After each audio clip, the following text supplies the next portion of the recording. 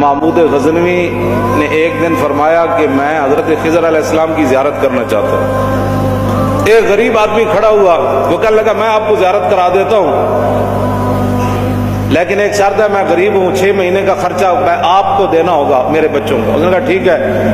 6 مہینے کے بعد محمود غزنوی نے اس کو بلایا، ہاں جی خضر علیہ السلام کی ملاقات کا کوئی وظیفہ مکمل ہوا؟ اس نے کہا جی کچھ وظیفے الٹ ہو گئے، 6 مہینے اور چاہیے۔ اس نے کہا ٹھیک ہے۔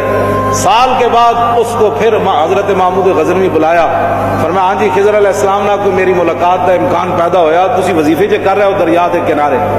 انہوں نے کہا جی میں کہاں، خضر علیہ السلام کہاں، میں نے تو آپ کے ساتھ جھوٹ بولا ہے، غریب آدمی تھا تو پیسے میرا روٹی پانی چل گیا 1 سال۔ تو محمود غزنوی کا مجلس لگی ہوئی تھی، ہزاروں لوگ موجود، اس نے اپنے ایک وزیر کی طرف اشارہ کر کے کہا بتاؤ بھائی جو بادشاہ سے جھوٹ بولے اس کی کیا سزا ہے؟ وہ وزیر کہنے لگا کہ اس کو قتل کر دیا جائے۔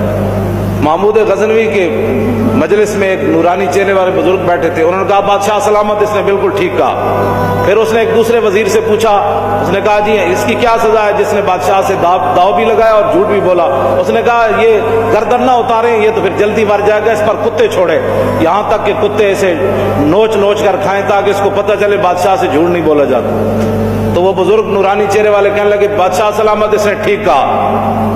پھر اس نے حضرت ایاز کو کہا، حضرت ایاز کو کہا کہ ہاں جی آپ بتائیں۔ اس نے کہا بادشاہ سلامت، ایک غریب آدمی تھا، اس کے جھوٹ بولنے سے آپ کے وقار میں کوئی کمی نہیں آئی، اور 1 سال پیسے دینے سے آپ کے خزانے میں کوئی کمی نہیں ہے، یا آپ اس کو معاف کر دیں۔ وہ نورانی چہرے والا بزرگ کہنے لگا بادشاہ سلامت بالکل اس نے ٹھیک کہا۔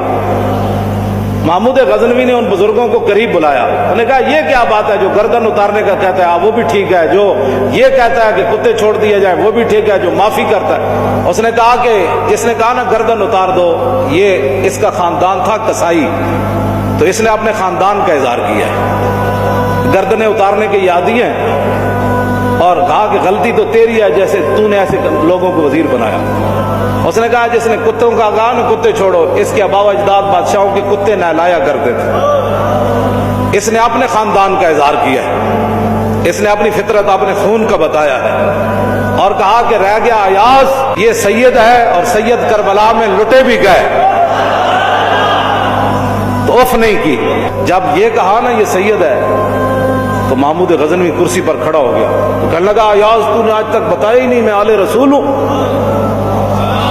اتنا ظلم کیا تو نے بتایا ہی نہیں آج تک۔ حضرت ایاز فرمانے لگے کہ اچھا میرا راز ان بزرگوں نے کھولا تو میں بھی آپ کے سامنے ایک راز کھولنا چاہتا ہوں۔ انہوں نے کہا جی وہ کیا ہے؟ انہوں نے کہا یہ جو بزرگ ہے نا یہ خود حضرت خضر علیہ السلام ہے۔